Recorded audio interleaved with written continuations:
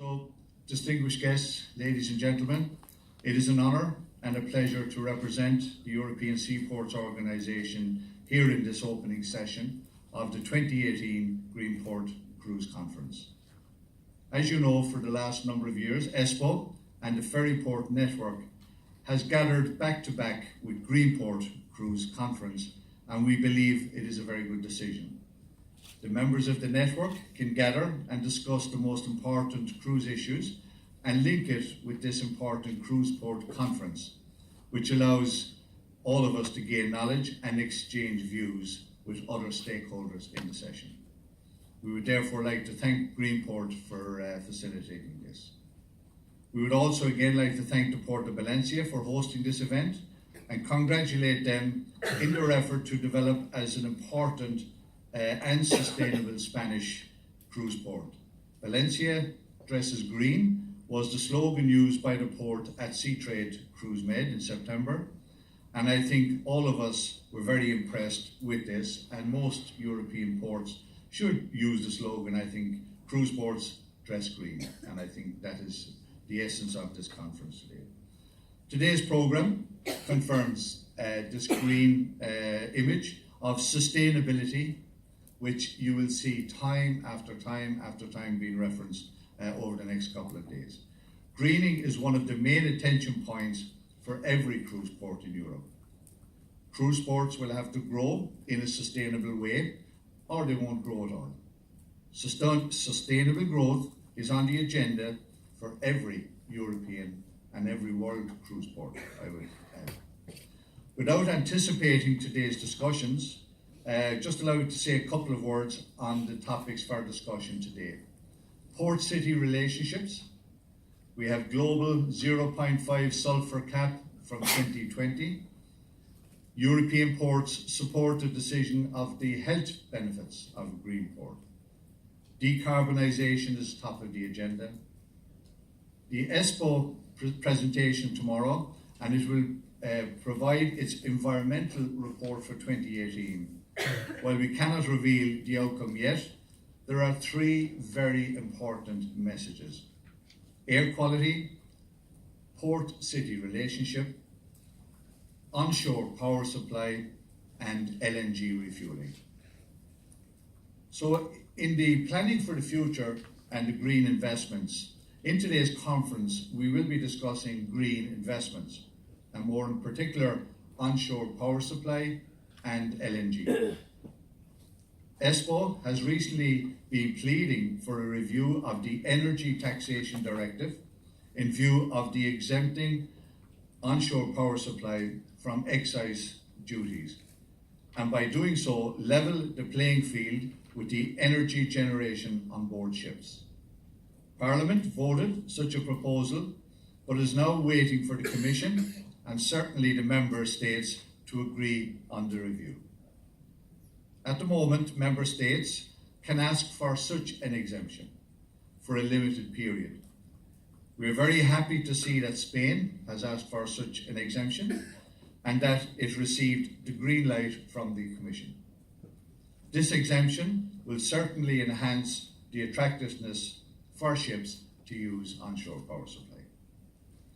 And this brings me to an essential point. This year's IMO agreement has set a target for shipping to reduce CO2 emissions by at least 50% by 2050. This has been a real milestone. The next and probably more challenging step is to define how this target will be reached and which measures have to be taken. The shipping sector has to decide which path or paths it will follow to prepare for this energy transition.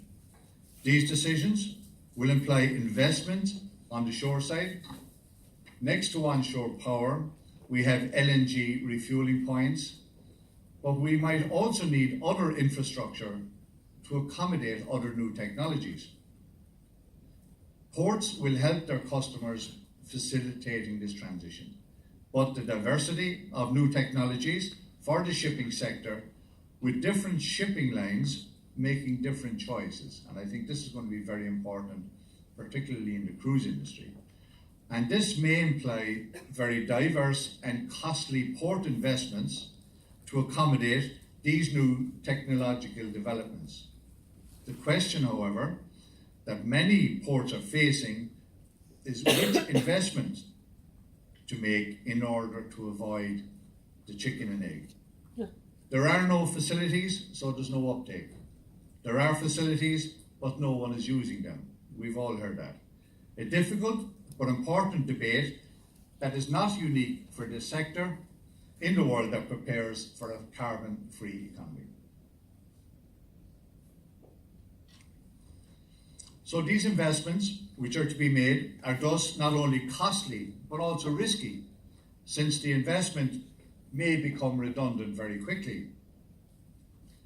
So it can actually become even redundant before the investment has paid off. But things have to move, transitional scenarios have to be developed, and decisions have to be made for the short term and the longer term. We hope we can count on the EU funding, on the new Connecting Europe Fund, to alleviate the risk of such investments. So, waste reception facilities and ports. Last Tuesday, the European Parliament voted on the Commission's proposal, which reviews the current Port Reception Facilities Directive. I must say that at ESPO, they welcome the outcome of the vote because they have, over the last number of years, been pleading for an efficient but responsible management system for ships' waste. We therefore support a policy that incentivises ships to deliver waste generated on board in all ports. We also agree that ports can play an important role in facilitating the smooth delivery of waste. But we should also acknowledge that the service provided by the port facilities, it comes at a cost. And this cost is linked to quantities. And that is different for different categories of waste. We therefore agree, as ESPO, that a flat fee can be set for normal quantities of waste. I'd like somebody to define what normal is. But we believe that the flat fee has a limit.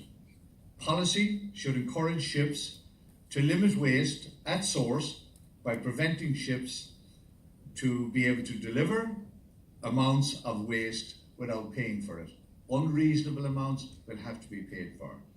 And also separate fees for dangerous waste should also be allowed.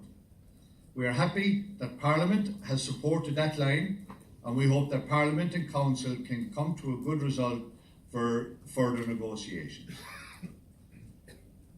On the general side of shipping, we know that one product affects all shipping, and that is both ships, ports, and service providers, and that is the price of oil. And we've seen over the last number of months, Brent crude rise to almost between $80 and $85 a barrel. And there is speculation, obviously, that this will continue to rise. That is going to have an effect. We know that cruising is paying the price for its visibility. Yet the sea is our home. The sea is our greatest asset. I do believe that the cruise industry is ahead of the curve, and that clean ships and the residents of Greenport will cooperate together. We have said that sustainability is core to the cruise industry. Cruising can only survive in a clean environment. Yet, ports have difficulty in developing and investing fast enough in port infrastructure to keep up with the size of ships coming online. With 112 ships online over the next 8 years, and probably over 50% of those ships greater than 150,000 gross tons, you can see where the problem is going to come, both from sustainability, from the environment, and from port infrastructure. So we have many interesting points to discuss. I thank ESPO for the opportunity to deliver this opening address this morning, and I look forward to some fruitful discussions. Thank you very much.